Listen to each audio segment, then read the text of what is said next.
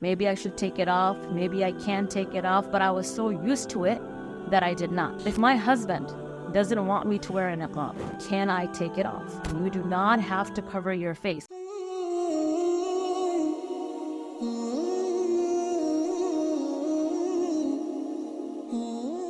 Assalamu alaikum, everyone.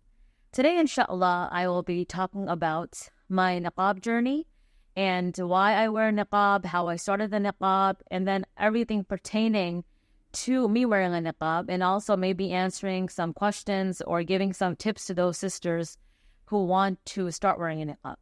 So the very first thing is, for me, I always come across these stories where people later on in life, they have this, spiritual push and they decide to wear a niqab for themselves and they make that decision.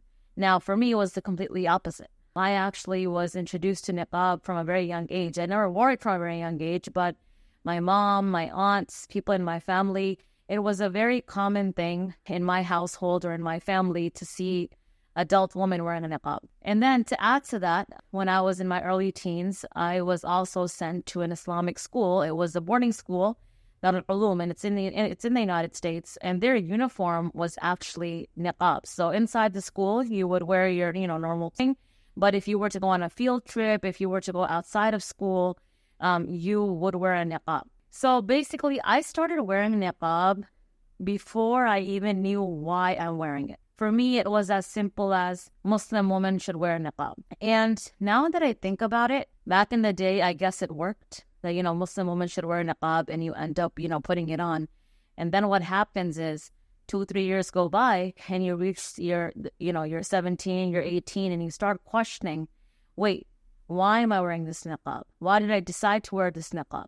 Because what ends up happening is you realize later on that the ayah of the Quran or the verses of the Quran that a lot of people use as an interpretation for niqab can also mean only a hijab, right? So the difference is niqab basically means the veil that covers the face, and hijab means that you cover your hair, you cover your entire aura, you only show your face and your hands and your feet. So the interpretation of the ayah that people take for niqab actually can also mean only hijab. And that is something that everybody agrees on, right? There's no question in that. Everybody agrees on the fact that wearing a hijab, right, covering your entire body except your face and hands, that is actually a requirement.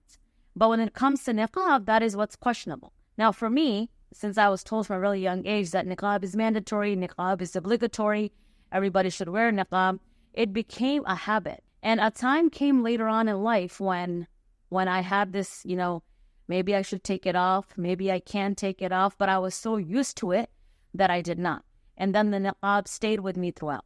Now, what ends up happening also is that when you get to the age for college or for careers, this is actually a lot of questions that I get from girls who are in high school or in college, and they are debating between should we start a niqab or not, or they have family members that are wearing it and they want to kind of, reach that step as well. They start questioning what is easier. Now, I'm not going to lie, wearing a niqab is not easy. There is a stereotype that comes with wearing a niqab. Of course, you're labeled as an extremist. You're also considered as somebody that's not approachable. So not until you actually go and approach somebody and you say hi to them or you say salams to them, when someone sees a niqab, it's actually automatic, okay, we should not approach this person. So this stereotype is definitely, common for niqabis. And you'll be surprised that it's not just towards non-Muslims. It's not that when a non-Muslim sees a Muslim woman wearing a niqab, he or she feels that, oh, she's unapproachable. Within the Muslim community, within our own families, within our own masajid, our own communities, people that actually see us, right? There's a very different treatment that you get if you're wearing a niqab, unless you actually go and you introduce yourself to somebody. Now, a lot of times people get offended. I have some niqabi friends who end up getting offended too that, people think that we're not approachable, but it's actually not anyone's fault, right? When you look at someone, how do you notice their demeanor? How do you notice if this person is going to be someone I can go and talk to, or are they rigid? Maybe by looking at their mood, by looking at their face. And if somebody's already wearing a niqab, you're not going to be able to see what kind of personality this person has.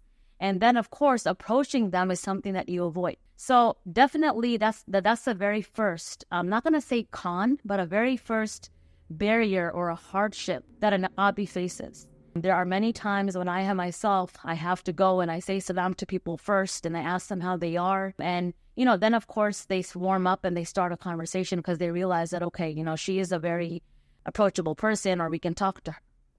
And then of course the second con or the second barrier would be, depending on which career you want to go into, niqab can actually impact it. So for example, if there's a woman who wants to go into law enforcement, or it's any type of career that requires her to not cover her face, is it okay for her to go into that? And the answer is absolutely yes. It's absolutely fine. Why? Because niqab, again, at the end of the day, it's not fard. It's not an obligation. You do not have to cover your face. And this is a very controversial statement I'm making as a niqabi, because a lot of times, niqabis are reprimanded. Like, okay, you wear it yourself. Why are you going around telling people that it's not fard? And because it's not. I wear it because I told you guys, I wear it because I started wearing it as a very young girl. It was a part of a school uniform. It was a requirement. It stuck with me. It stayed as a habit. But I know myself that if I take it off, I will not get a sin, because it's not an obligation and it's not a fard. Now, is it easy for me to take it off? No, because when it becomes a habit, it actually becomes the fabric of your confidence. It becomes your personality. It becomes a part of you, and taking it off becomes very hard. So that would be the second hurdle, that, if you're going to go into a career that's going to actually require you to show your face, then niqab may not be the same. Niqab may not be something that you should look into or you should actually entertain. The third setback or the third hurdle for a niqabi is, it's kind of connected to a stereotype, which is that people expect niqabis to not speak in public. So when you're a niqabi and you're speaking in public, it becomes an issue. But if you're not wearing a niqab and you're only wearing a hijab and you're speaking in public, that's perfectly fine. And it is so ironic that we feel that if someone is wearing a niqab, she should not be speaking in public, because the reason why she's wearing a niqab already is that you don't have to see her, you don't have to look at her, you don't have to have any thoughts about her, you just have to listen to what she is saying, right? But again, it comes with this idea that if you're wearing a niqab, you should just stay quiet. The whole purpose of wearing a niqab is so that you're able to go outside, you're able to, go in the society with confidence, or you are covered, no one is going to make judgments about you, no one's going to look at you and have any types of feelings about you. So for that purpose, when you're going outside wearing a niqab, you should be able to even have more confidence in speaking. But because of the stereotypes, you won't really see many niqabis speaking in public. And I've been told multiple times that a lot of niqabis were told that if you want to do proper da'wah, remove your niqab. Why? Because of course, when you don't wear niqab, you're more approachable. So that is another stereotype that is connected with niqab. The fourth one, a lot of questions. Again, recently I was asked this, that if my husband doesn't want me to wear a niqab, if he's somebody that's against niqab and he's actually upset about it, can I take it off? And I was so surprised that so many women are told, no, you can't do that. Absolutely, you can take it off. Niqab is not a fard, right? It's not an obligation. I sound like a broken record when I'm saying it again and again. Hijab is a basic requirement. You cannot compromise on that. But niqab, it's not a requirement. So if someone's husband is actually against it, and he's so against it that it's becoming a fight between them, or it's basically, getting into the way of them spending quality time with each other outside of the house or taking the kids somewhere, she can definitely take it off. And there's not going to be a sin on the husband or the wife, because it's not a fard that he's stopping her from. So don't make a niqab a issue in your marriage. Don't make a niqab a issue in your relationship. It is not something that should be making you separate from your husband, or you're living this miserable life with him and you're not able to enjoy time with him because he doesn't like it. Before I end the video, I also want to add that if somebody starts wearing a niqab and later on they feel like they want to take it off, right? We make such a big deal out of it. Society makes such a big deal out of it. They start labeling them. They start making them feel that they don't have taqwa anymore and they're not fearing God anymore, and they're doing something completely haram. That is completely unacceptable, right? This idea that once somebody starts wearing a niqab, they can never take it off, it actually just basically harms people. It's a form of spiritual pressure that is really not helping us succeed in society. So if we feel that we tell that to women and then that's going to make them feel so successful and they're going to feel so strong, or we're going to be able to get what we want and we're going to have this sister wearing a niqab all her life, sometimes they have to take their niqab off, and they don't because they fear that, oh my God, what are people going to say? And we're going to be labeled a certain type of way. So no, there is no Islamic evidence in any of this. If a sister wants to take her niqab off, she should feel that, she's able to. And our community and our society should not make her feel a certain type of way.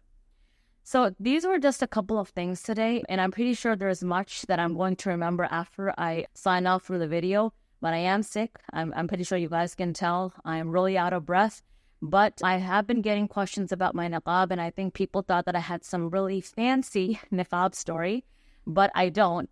I started niqab as a child, and I shared all the struggles that, niqabis do face with you guys.